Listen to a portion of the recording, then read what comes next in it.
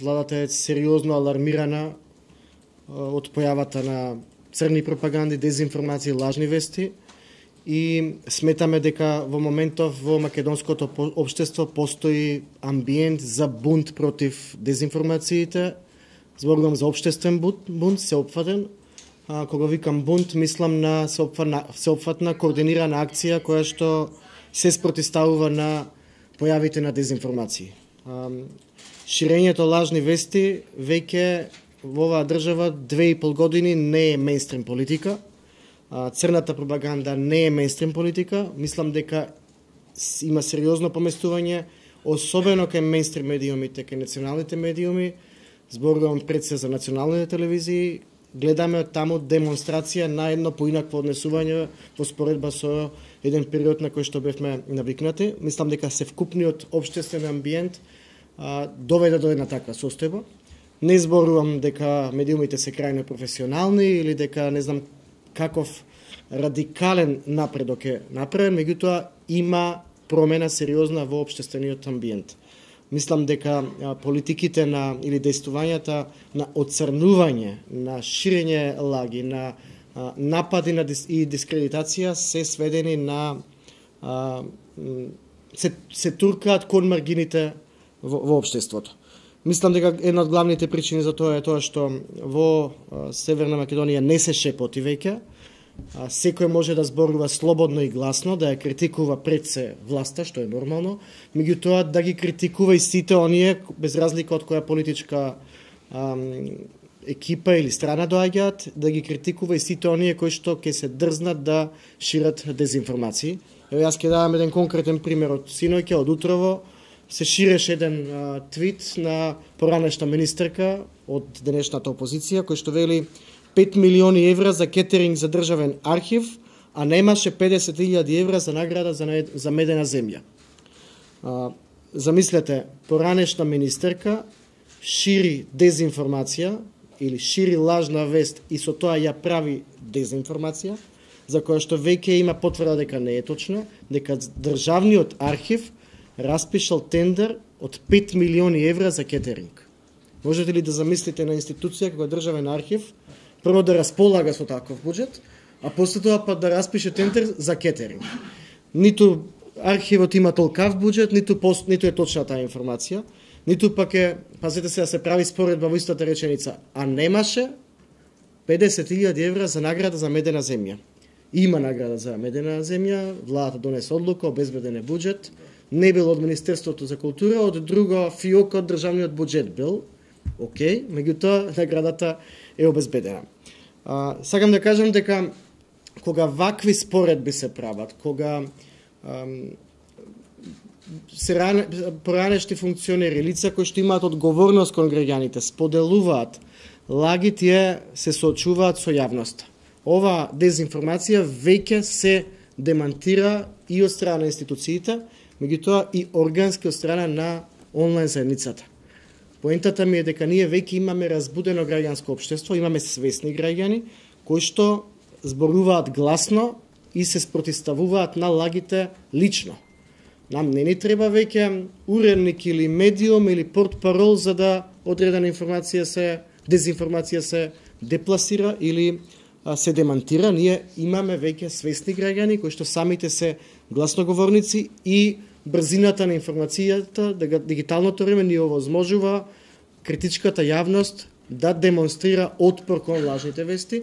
И јас во таа смисла сум прилично задоволен од тоа колку појавата на лажни вести е крената на високо ниво, јавноста е веќе сензибилизирана околу ова прашање. Мислам дека тука удел имаше сериозен и владата со тоа што застана во одбрана на вистината, во одбрана на критичката јавност. Знаете дека најавивме, ставивме на маса на јавноста пред медиумите, пред невладините организации, акцијски план, предлог акцијски план за справување со дезинформации. Тој акцијски план вклучува креирање на национална стратегија за транспарентност, таа постои веќе, владата работи според незе, владата ги охрабрува и локалните самоуправи, и судската власт, и сите други власти да го следат нашиот пример на активна транспарентност. Знаете дека владата беше оценета од последно место по транспарентност пред 3 години.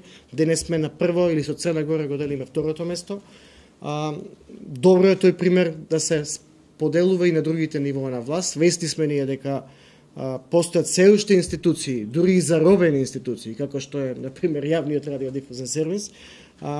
Меѓутоа, кога имате вие мејнстрим политика, кога имате државна политика која што е насочена кон активна транспарентност, кон давање отпор кон дезинформациите, мислам дека е прашање на време кога тие трендови ќе стигнат што пошироко и што подалеку во општеството. Велам дека воведовме и конкретни политики и практики, зборувам сега и за медиумската писменост. Ние сме сведоци дека Македонскиот институт за медиуми, како најупатена организација во областа, со години, можеби со децении се бореше оваа тема да ја направи да биде важна, да ја доведе власта до политичка одлука за воведување медиумска писменост во образованието. Таа одлука постои. Владата во моментов работи на креирање на посебна стратегија за воведување медиумска писменост генерално во општеството. Се разгледуваат модели од западните земји, некаде таа медиумска писменост се внесува во образованието преку посебен предмет, еден посебен предмет, некаде се вметнува во курикулумите на постоечките предмети од и во основно и во средно образование. Ние ќе ги слушаме експертите на таа тема и сакаме, целта ни е до крајот на 2020 да се изнајде решението, а веќе од 2021 да почне да се појавува медиумската писменост како содржина во образовниот систем, што се разбира е мерка на среден рок, најмалку на среден рок, ако не и на долг рок.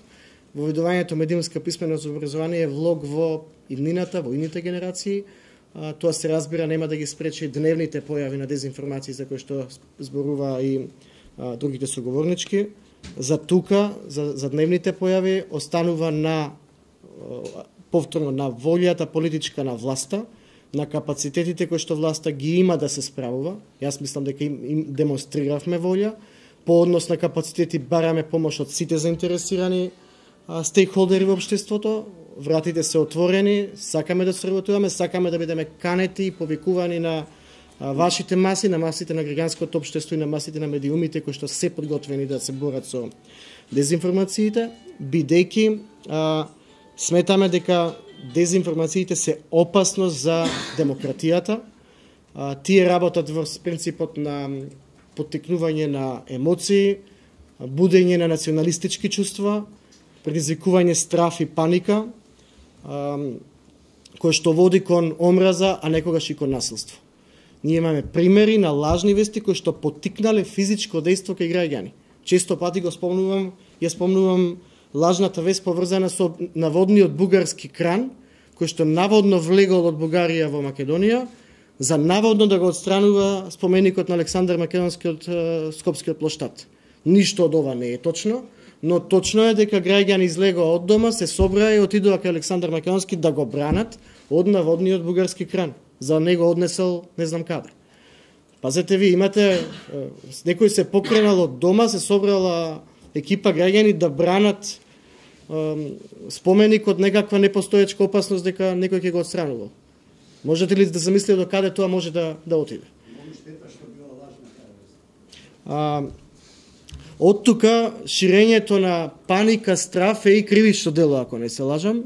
Може би треба да се размислува во иднина и за малце построги дефиниции во делот на лажењето не е кривична вест, но дали кога лагата предизвикува страф и паника, што правиме во тој случај? Јас ќе завршам со прашалник.